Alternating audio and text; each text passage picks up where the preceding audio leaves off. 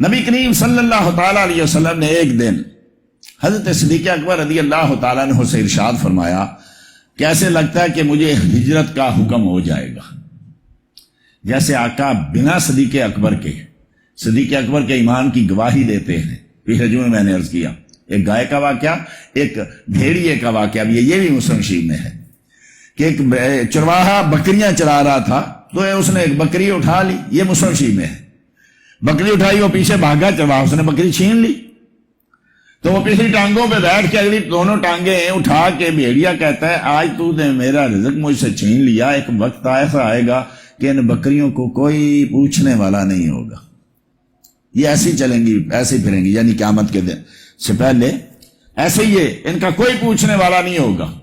تو وہ آئے، انہوں نے آ کے نبی کریم صلی اللہ علیہ وسلم میں یہ عرض کیا ایسے ایسے بھیڑیا بولا تو آپ نے ارشاد کہا کو مانتا ہے مانے، نہیں مانتا میں مانتا ہوں، ابو بکر مانتا ہے، عمر مانتا ہے. نہیں تھے وہ وہاں موجود نہیں تھے دونوں. تو جیسے نبی کریم کو یقین ہے، یہی واقعہ دوسری کتابوں میں مثلا بہقی نے، دلائل میں، ابو نعیم نے، دیگر نے آگے بیان کیا کہ وہ چرواہا کہنے لگا کہ یہ تو کیا باتیں کر رہا ہے؟ تو اس نے کہا ارے بھیڑیے بولتے ہیں. یہ کیا عجیب بات ہے، عجیب بات دیکھنی ہے تو جا مدینے چلا جا، وہاں اللہ کا حبیب آیا جو ہو چکا ہے اس کی بھی خبریں دیتا ہے، جو ہوگا اس کی بھی خبریں دیتا ہے. تو کہنے لگے عجیب بات ہے، جانا تو چاہیے مجھے لیکن کیا کروں، میں اکیلا آدمی ہوں، میرے بچے نہیں ہیں، کون میں، میرے ہوتے ہوئے تو نے بکری اٹھا لی، ان بکریوں کو چھوڑ کے آقا کریم کی بارگاہ میں چلا جاؤ، میری بکریوں کا کیا حال ہوگا؟ تو بھیڑیا کہنے لگا تو جا، میں تیری بکریوں کی حفاظت کرتا ہوں. تو جیسے نبی کریم صلی اللہ تعالی وسلم بنا ان کے بات کیے گواہی دیتے ہیں ایسے ہی اب نبی کریم نے صرف یہ فرمایا کہ حکم ہوگا مجھے ایسے لگتا ہے ہجرت کا، اور سیدنا صدیق اکبر کو یہ یقین تھا کہ آقا جائیں گے تو ابو بکر کو ساتھ لے کے جائیں گے. حدیث میں آتا ہے کہ حضرت ابو بکر صدیق رضی اللہ تعالیٰ عنہ چل رہے تھے، کبھی آگے کبھی پیچھے، کبھی دائیں کبھی بائیں، اور مصطفیٰ کریم صلی اللہ تعالی وسلم نے پردہ حجاب ڈالا ہوا تھا. کوئی اگر ملتا بھی پوچھتا کون ہے تو کہتے یہ میرا رہنما ہے. اگر بتائے کہ نبی کریم ہے تو پکڑے جائیں گے، کہیں میں نہیں جانتا تو یہ ایمان اجازت نہیں دیتا، تو میں سفر پہ جا رہا ہوں، یہ میرا رہنما ہے. عرض کی مصطفیٰ کریم نے فرمایا ابو بکر کیا کر رہے ہو، کبھی آگے کبھی پیچھے، کبھی دائیں کبھی بائیں، ایک طرف نہیں چل سکتے. عرض کی یا رسول اللہ جب دل میں خیال آتا ہے نا کوئی دشمن آگے سے نہ آ جائے تو میں آگے ہو جاتا ہوں، جب دل میں خیال آتا ہے کہ دشمن پیچھے سے حملہ نہ کرے میں پیچھے ہو جاتا ہوں، جب دل میں خیال آتا ہے کہ کوئی دشمن دائیں سے یا بائیں سے حملہ کرے گا میں ادھر ہو جاتا ہوں. نبی کریم نے دعائیں دی. جن لوگوں نے دیکھا ہے نہیں، جنہوں نے نہیں دیکھا ان کو بھی اللہ ہمیں بار بار لے جائے. مکے سے چند کلومیٹر دور ایک پہاڑ ہے، اس پہ اوپر ایک غار ہے. کوئی ابھی تک بھی جائیں تو بہت سارے مسائل ہیں، بہت مشکل ترین رستہ ہے. ابھی تو لوگوں نے سیڑھیاں بھی بنا دی، بہت کچھ کر دیا، پھر بھی جاتے جاتے اچھے بھلے آدمی کا بھی جو ہے وہ زور ہو جاتا ہے. سیدنا صدیق اکبر رضی اللہ تعالیٰ عنہ نے عرض کی حضور آپ میرے کندھوں پہ تشریف رکھیں، میں آپ کو اٹھا کے پہاڑ کے اوپر، اللہ اکبر، پہاڑ کے اوپر میں آپ کو لے جاتا ہوں.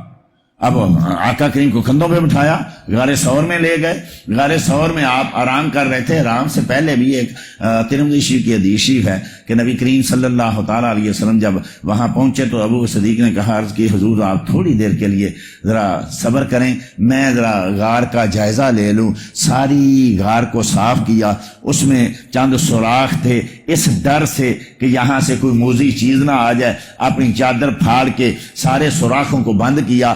ایک سوراخ جو تھا بڑا وہ رہ گیا، اب کپڑا نہیں تھا تو وہاں اپنی ایڑی رکھی اور عرض کی کیا کہا اب آپ تشریف لائیے. اللہ اکبر. پھر وہاں سے نکلے. مختصر عرض کرتا ہوں، بخاری کی لمبی حدیث ہے.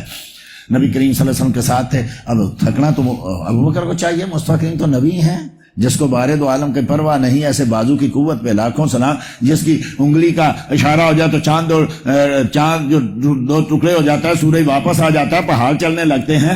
وہ ان کو تھکنا چاہیے تھا، لیکن ابو بکر کو تھکنا چاہیے. مصطفیٰ پہ وہ تو ساری کائنات کے مالک ہیں، ان کو تھکا. لیکن ابو بکر سمجھتے ہیں کہ میرے آقا نہ کہیں تھک گئے، سواری پہ ہیں. پھر بھی ایک جگہ کہتے ہیں تھوڑی جب دھوپ چمکی نا تو میں نے دیکھا کہیں کو پتھر آگے ہو، کہیں کو درخت ملا نہیں، ایک پتھر آگے نکلا ہوا تھا. تھا، میں نے جا کے اس کو صاف کیا، اپنی چادر بچھائی، چادر بچھا کے مصطفیٰ کریم کو کہا یا رسول اللہ یہاں آرام کریں، اور میں دیکھنے لگا آقا کے لیے کیا کروں۔ دیکھا کہ ایک بچہ جو ہے وہ بکریاں چرا رہا ہے۔ میں نے پوچھا کون ہے، کس کی بکری؟ اس نے بتایا، کہنے لگے میں اس کو جانتا تھا۔ کہا کیا تجھے اجازت ہے کہ تو ایک بکری کا دودھ ہمیں دھونے دے؟ کہا ہاں اجازت ہے۔ اب جو ان کے لفظ ہیں نا وہ یہ ہیں کہ وہ پیالہ جو میں گھر سے مصطفیٰ کریم کے لیے لے کے نکلا تھا، خود بھی تو پینا ہے نا اس میں، یہ نہیں کہا جو اپنے لیے نکلا، یہ نہیں کہا جو پانی پینے کے لیے لے کے نکلا، نہیں، ہاں وہ پیالہ جو میں گھر سے اپنے کریم آقا کی نیت سے لے کے نکلا تھا، اس پیالے کو لیا، اس کو صاف کیا اور کہا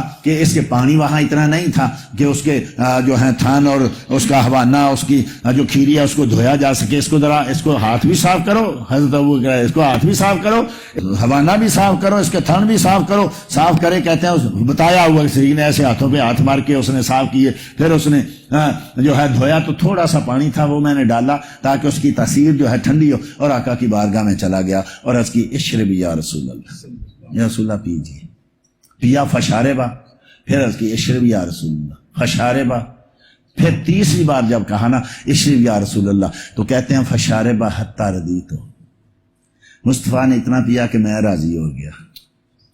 پیا مصطفیٰ نے، کہنا چاہیے تھا اتنا پیا کہ وہ راضی ہو گیا، خوش ہو گیا مجھ پہ، نہیں، مصطفیٰ نے اتنا پیا کہ میں راضی ہو گیا۔ علماء نے، شارحین نے اس کا ترجمہ یہ لکھا ہے کہ مصطفیٰ کے ساتھ حضرت صدیق اکبر کو اتنا تعلق تھا، اتنی قربت تھی کہ پیتے مصطفیٰ سے مصطفیٰ تھے، پیٹ ابو بکر کا بھر۔ ایک مثال مشہور ہے نا، دو کالب یک جان، یہ ابو بکر کے ساتھ مصطفیٰ کے ساتھ ہے۔